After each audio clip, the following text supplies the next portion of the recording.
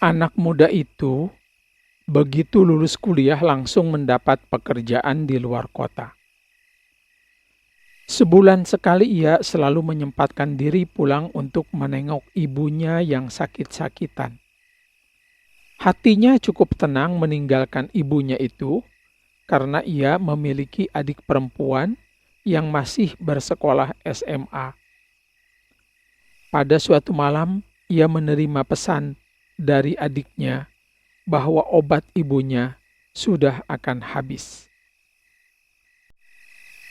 Mas, besok jam 6 pagi ibu harus minum obat. Sementara obatnya sudah habis. Malam ini juga saya harus ke apotik. Anak muda itu sudah paham jika mendapat pesan seperti itu berarti ia harus segera transfer uang untuk membeli obat ibunya. Ketika itu, uang yang ada dalam tabungannya tidak akan cukup untuk membeli obat ibunya yang cukup mahal itu. Tanggal gajian masih seminggu lagi. Membeli obat untuk ibunya tidak mungkin ditunda. Setelah merenung sejenak, ia mengambil ponselnya dan menelepon salah seorang temannya. Ibuku sakit, obat yang ada di rumah sudah mau habis. Adikku harus beli malam ini juga, sementara uang tabunganku tidak cukup untuk membeli obat. Teman itu menjawab, "Baiklah, hubungi aku lagi setelah 1 jam." 1 jam berlalu, ia menghubungi temannya lagi, tetapi ponselnya mati. Ia mencoba lagi dan lagi, tetapi tidak berhasil. Ia mulai merasa putus asa. Ia mencari siapapun yang bisa meminjamkan uang untuk membeli obat ibunya, tetapi tidak ada yang bisa membantunya. Anak muda itu merasa dunia ini sangat sempit baginya, dan alam semesta tidak lagi berpihak kepadanya. Ia merasa sangat sedih karena ibunya sakit, dan lebih sedih lagi karena salah satu teman akrabnya telah memberikan harapan palsu.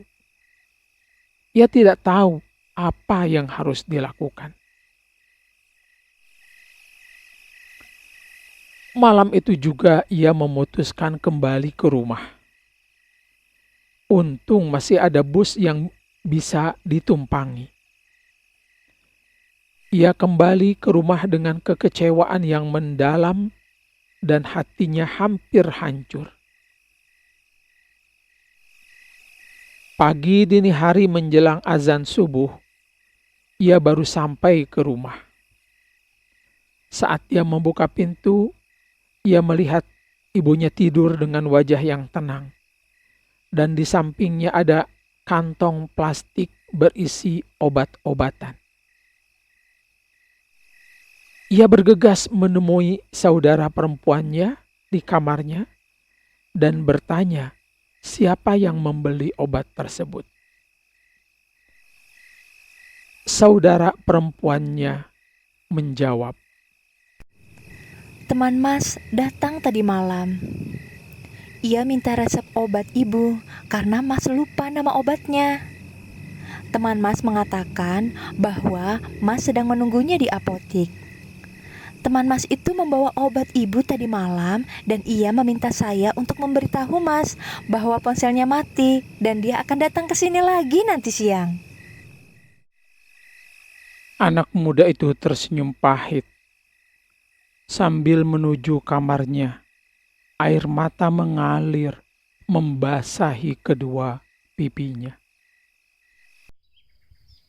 Menjelang zuhur, pintu rumah ada yang mengetuk. Ternyata teman anak muda itu yang datang. Mereka langsung berpelukan.